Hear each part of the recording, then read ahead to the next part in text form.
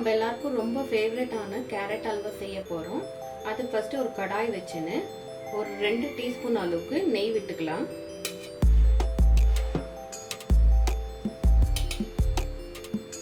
நெய் விட்டுன்னு நான் இந்த அளவுக்கு முந்திரியும் திராட்சையும் எடுத்து வச்சுருக்கேன். அது ரெண்டையும் இதில் போட்டு வறுத்துக்கலாம் ஒவ்வொன்றா. ஃபஸ்ட்டு நான் முந்திரி போட்டுக்கிறேன். லைட்டாக கோல்டன் ப்ரௌன் வரணும். இந்த அளவுக்கு கோல்டன் ப்ரௌன் வந்த மேலே நம்ம வந்து திராட்சை போட்டு நல்லா பலூன் மாதிரி வரணும். அது அந்த அளவுக்கு வறுத்துக்கலாம். இப்போ ரெண்டுமே நல்லா கோல்டன் ப்ரௌன் வந்துடுச்சு. எடுத்து தனியாக வச்சிடலாம்.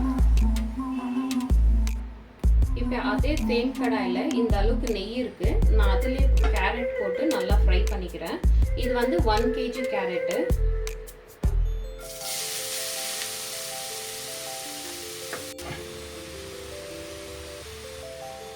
இப்போ கேரட் வந்து இந்த நெய்யிலே நல்லா ஒரு 5 நிமிஷத்துக்கு நல்லா வதக்கணும். அந்த அளவுக்கு நல்லா ஃப்ரை பண்ணிக்கலாம். ஒரு 5 மினிட்ஸ்க்கு கண்டிப்பாக வதக்கலாம்.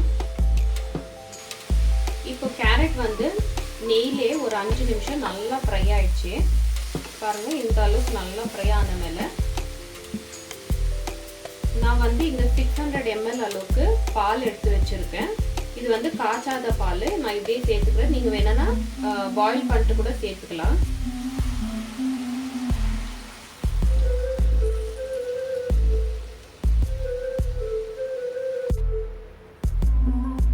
இப்போ வந்து பால்லே இந்த கேரட் வேகணும். அப்போதான் கேரட் அல்வா வந்து ரொம்ப நல்லா க்ரீமியாக ரிச்சாக நல்லா டேஸ்ட்டாக இருக்கும்.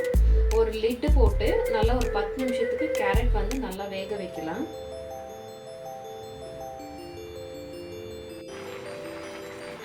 இப்போ கேரட் வந்து பால்லே நல்லா வெந்துருச்சு ஒரு 80%. இப்போ பாருங்கள், பால் கூட நல்லா சுண்டுருச்சு. இப்போ இந்த ஸ்டேஜில் வந்து 700 கிராம் சர்க்கரை எடுத்து வச்சுருக்கேன். நான் இப்போ சர்க்கரை இதிலே சேர்த்துக்கிறேன். இப்போ வந்து சர்க்கரை, கேரட்டு, அப்புறமா பால் இது எல்லாமே சேர்ந்து இன்னும் நல்லா வேகணும். இன்னொரு 10 நிமிஷத்துக்கு நல்லா இப்படி கலந்து வேக வைக்கலாம். இப்போ அல்வா வந்து ஆல்மோஸ்ட் ரெடி ஆயிடுச்சு. இப்போ இந்த ஸ்டேஜில் நான் வந்து இங்கே 100 கிராமு சுகர்லெஸ் கோவா எடுத்து வச்சுருக்கேன். அது இதிலே போட்டு மிக்ஸ் பண்ணிடலாம்.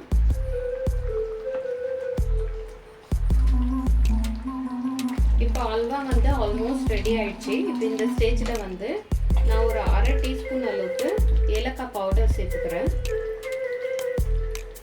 கூடவே நான் வறுத்து வச்ச முந்திரி, திராட்சை, பின்ன மெலன் சீட்ஸ் கொஞ்சமாக சேர்த்துக்கிறேன். நான்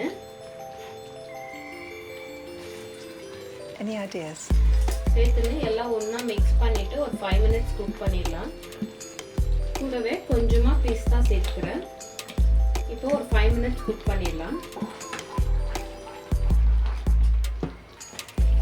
இப்போ அல்வா வந்து ரெடி ஆயிடுச்சு. லாஸ்ட்டில் நான் ஒரே ஒரு டீஸ்பூன் அளவுக்கு நெய் விட்டு ஸ்டவ் ஆஃப் பண்ணிடுறேன்.